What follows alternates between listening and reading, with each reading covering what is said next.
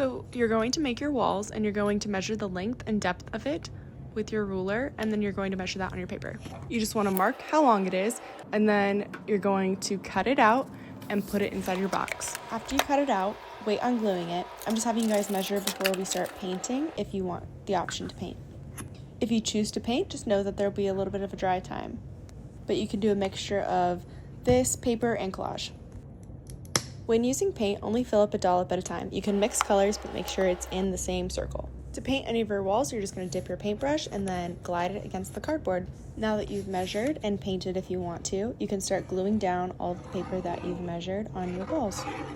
Make sure to get a good amount of glue down, and then you're going to smooth it down when you put the paper on top of it. Collage is another way you can decorate your walls, and you're just going to measure it just like you did with the construction paper. But you can also do it like a Hannah Hawk collage and have multiple little items on your walls, however you like.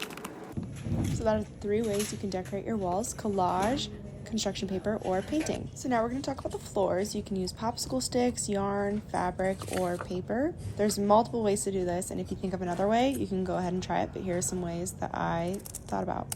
This is to make a floorboard effect. You can cut off the ends of popsicle sticks, and then you're going to do that to a bunch of them. And once you have a bunch, then you're going to take some glue and heavily put it onto the bottom of it. You can use Elmer's glue or you can use hot glue, but I would not use stick glue. Now that you have the glue on it, you're just going to flip it and stick it.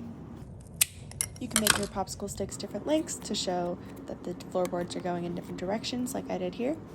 Another way you can make your floors is by sticking glue on some paper like I did with the ceilings. Another thing you can do is draw on paper that you're putting on your ceilings to add texture like tiles.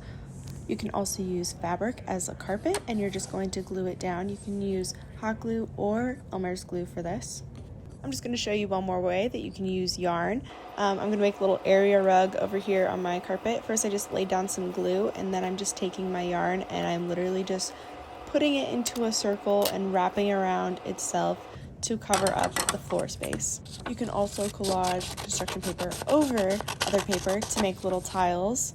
You just want to cut out strips, and then from those strips you're just going to cut out squares and then glue the little squares down. As a bonus, I'm going to teach you how to make a window or picture frame. You can use collage materials that you find from magazines or furniture in magazines to put onto your walls, but you can also take cardboard or wood to make other things.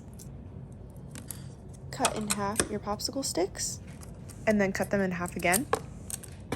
Then you're going to find some imagery, either like a nature scene or something that you want in your picture frame. For wood, you're going to want to use hot glue, so take your hot glue, but make sure not to touch the glue itself or the metal part that's hot. Attach your image to your frame, put some hot glue on the back, and then attach it to the wall. Grab and cut out some more imagery from your magazines, and then glue them to your wall with Elmer's glue. You want to be thinking about the objects and where you're putting them, because they're going to be juxtaposed with the objects that you put physically in front. So this is the final product. Make sure that all of your walls, ceilings, and floors are covered fully, no cardboard is showing, and get started.